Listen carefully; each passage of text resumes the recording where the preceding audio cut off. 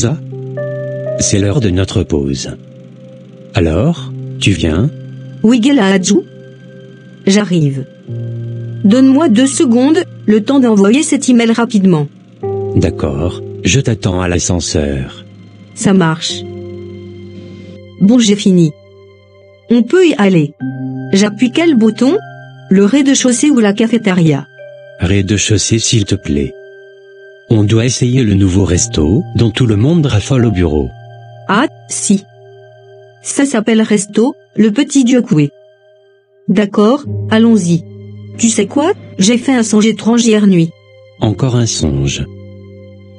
Mais vous les évangélistes, qu'avez-vous avec vos histoires de songes? Si ce n'est pas le diable, que vous voyez partout, ce sont des songes que vous faites, matin, midi, soir. Moi je ne fais jamais de songes. Ce n'est pas une histoire d'évangéliste. Donc toi, un chrétien baptisé, confirmé, tu dors 8 heures de temps sans faire de songes, et cela ne te dérange pas? Non. Pas du tout. Je dors tous les soirs comme un bébé. Ce que tu ignores, c'est qu'il y a des voleurs de songes. Le diable fait tout pour que les enfants de Dieu ne se souviennent pas de leurs songes, car Dieu révèle notre destinée à travers les songes. Encore le diable. Vraiment vous exagérez. D'accord. Reste là, amuse-toi avec ta vie. Mon pasteur nous dit toujours que celui qui néglige ses songes, néglige sa destinée. Et Dieu dit dans Osée 4, verset 6 que mon peuple périt, faute de connaissance. C'est vraiment triste tout ça. Non, pas triste. D'ailleurs quand moi je fais les songes, j'oublie tout à mon réveil. Ah bon? Si tu oublies tes songes, c'est que quelqu'un te les vole, afin que tu ne connaisses pas ta destinée. Pour pouvoir te souvenir de tes songes, il faut éviter les réveils brusques, d'où éviter les rappels matinaux, ces alarmes de téléphone qui nous réveillent brusquement les matins. Car quand tu te réveilles brusquement, les rêves et songes disparaissent. Aussi il faut éviter d'aller directement sur ton téléphone ou les réseaux sociaux dès le réveil. Il faut rester allongé pour quelques minutes, les matins, le temps que le songe te revienne en mémoire. Ensuite tu peux demander au Saint-Esprit de te révéler la signification du songe. Mais à quoi servent les songes au juste? Dans la vie actuelle comme dans la Bible, de nombreuses personnes ont été averties en songe des dangers. Les rois mages, Joseph, et j'en passe. Il y a des songes qui viennent nous avertir, mais la Bible dit que nous ne prenons point garde. Ah d'accord. Sinon de quoi parlait ton songe? Dans le songe, on était tous dans un bateau qui portait le nom de la compagnie. Et le bateau a fait naufrage, de nombreuses personnes ont péri, et seulement quelques-uns ont survécu. Est-ce que ce n'est pas parce que tu as regardé le film Titanic l'autre jour que tu as fait ce songe? Ah. Tu crois que tu es marrant. Bref. Quand j'ai interrogé le Saint-Esprit ce matin, il m'a révélé que la compagnie allait licencier de nombreuses personnes, mais que si on priait, rien n'allait nous arriver, on serait épargné. Donc je t'encourage de te mettre en prière.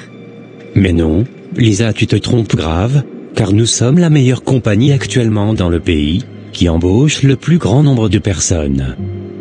C'est juste un rêve, pas une prémonition. Vraiment Lisa. Enfin. Nous sommes arrivés au resto. J'ai trop faim. Moi aussi.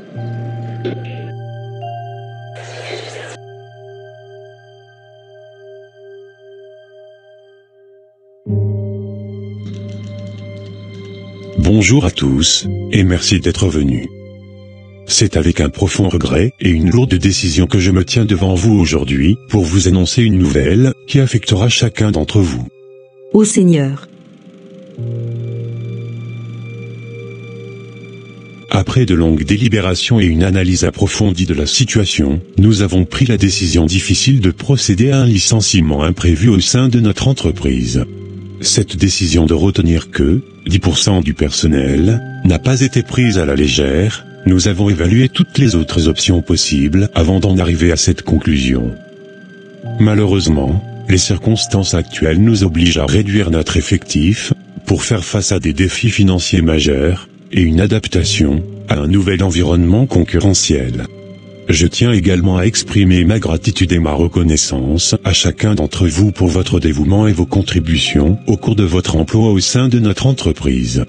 Nous comprenons que vous aurez besoin de temps pour digérer cette nouvelle, et nous nous engageons à vous fournir tous les détails supplémentaires concernant les modalités du licenciement dans les plus brefs délais. Je vous remercie de votre compréhension et de votre coopération dans cette situation difficile. Avez-vous des questions ? Wow, quelle catastrophe! Que va-t-il nous arriver, Lisa? Je viens du bureau du DG, et celui-ci m'a dit que je suis sur la liste des licenciés. Et toi? Ah bon? Désolé mon ami. Moi il m'a dit que je suis sur la liste des 10% retenus. Ah bon? Je suis très content pour toi, mais je me demande bien sur quoi ils se sont basés, puisque je suis dans la compagnie depuis 10 ans, et toi seulement depuis 3 ans. Qui sait? C'est la grâce de Dieu. Bon, je dois aller ranger mes affaires. Vraiment tu vas me manquer ici. T'en fais pas, on garde le contact. D'accord.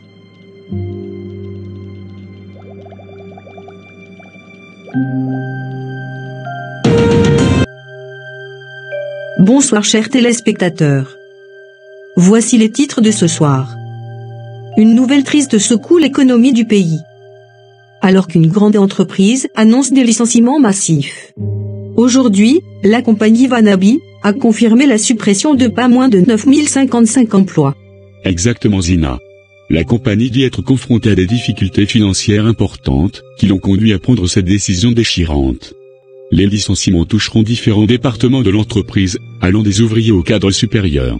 Et nous continuerons à suivre cette histoire de près et à vous tenir informés des derniers développements. Maintenant que la nouvelle est passée à la télé, toute ma famille et amis vont commencer à m'appeler. Voilà. C'est parti. Je ne vais décrocher aucun appel. Je n'en peux plus, je vais éteindre mon portable.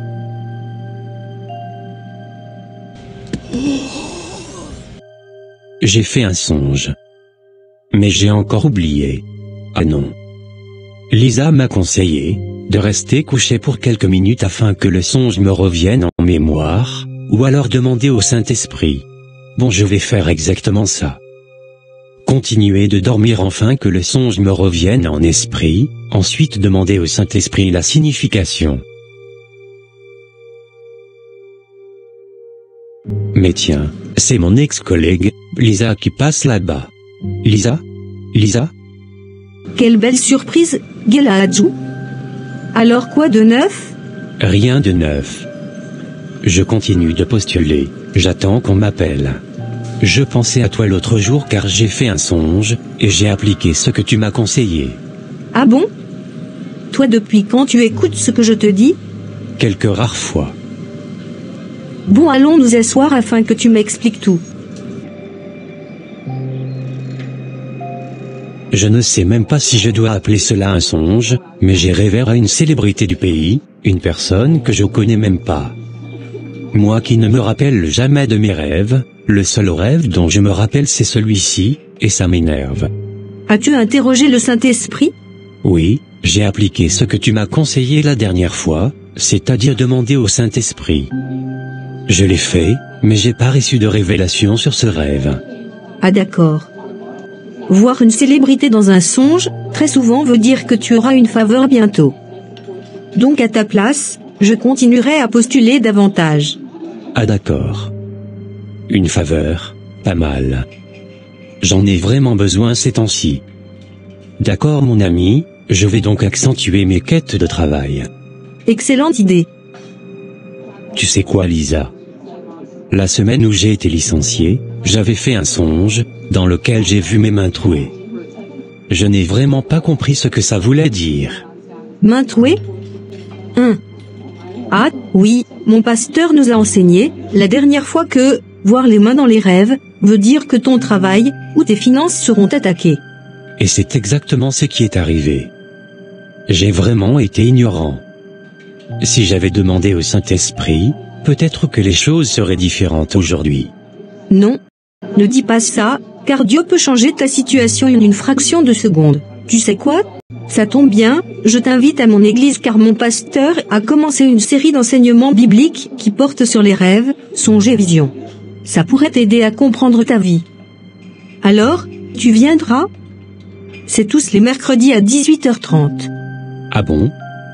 Ça me ferait plaisir, car ce sujet m'intéresse énormément. Bonne idée. Bon, on va prendre quelque chose à manger.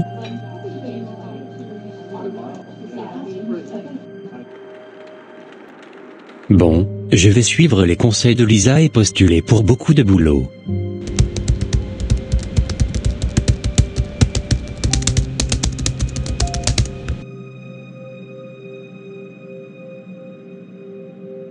Bon, il se fait tard. Je vais aller dormir.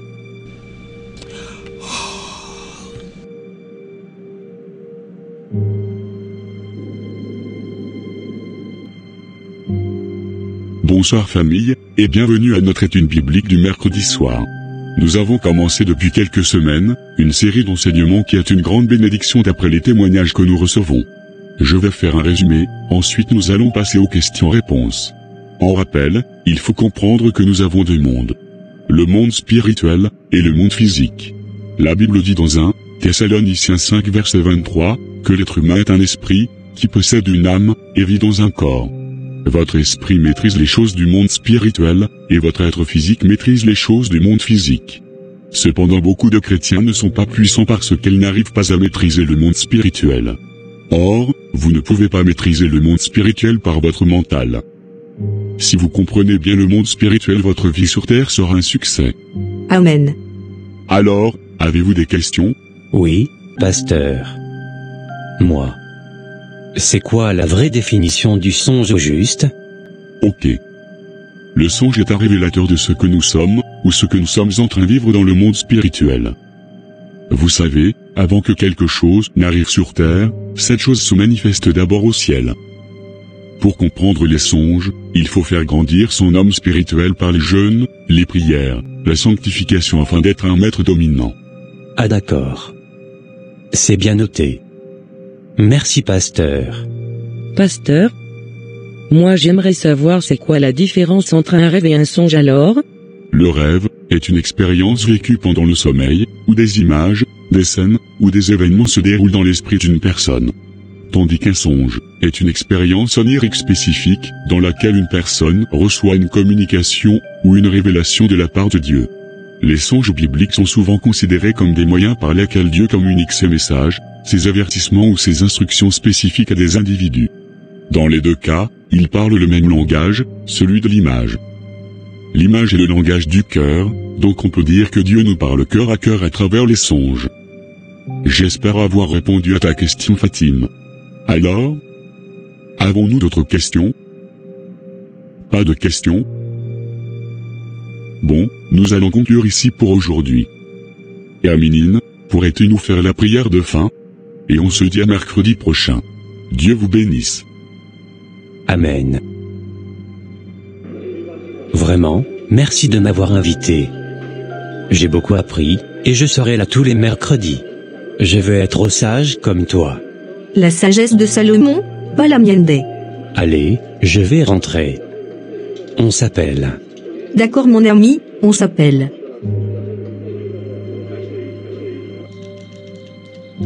Je vais surprendre mon ami, et ne sais pas encore. Lisa? Quoi? Geladjou? Mais que fais-tu ici? Je suis venu te faire la surprise. Mes prières se sont concrétisées. La direction m'a demandé de venir à l'office d'urgence, aujourd'hui. Ils disent, s'être trompés sur mon cas, et m'ont demandé de revenir à mon poste avec une augmentation de salaire, et toutes les semaines que j'ai passées à la maison seront payées. Waouh! En cette pleine crise financière? Et pendant qu'ils licencient, toi on te donne une augmentation? C'est la faveur imméritée de Dieu. Gloire à Dieu. Tant mieux. En tout cas, je suis contente que mon ami soit de retour. Vraiment toute la gloire revient à Dieu. Tiens. C'est l'heure de la pause. Allons prendre quelque chose, comme d'hab? Oui, allons-y. C'est pour ça que je suis venu te chercher.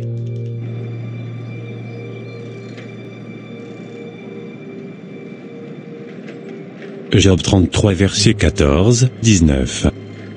Dieu parle cependant, tantôt d'une manière, tantôt d'une autre, et l'on n'y prend point garde. Il parle par des songes, par des visions nocturnes, quand les hommes sont livrés à un profond sommeil, quand ils sont endormis sur leur couche. Alors il leur donne des avertissements et met le sceau à ses instructions, afin de détourner l'homme du mal et de le préserver de l'orgueil, afin de garantir son âme de la fosse et sa vie des coups du glaive. Par la douleur aussi l'homme est repris sur sa couche, quand une lutte continue vient agiter ses os.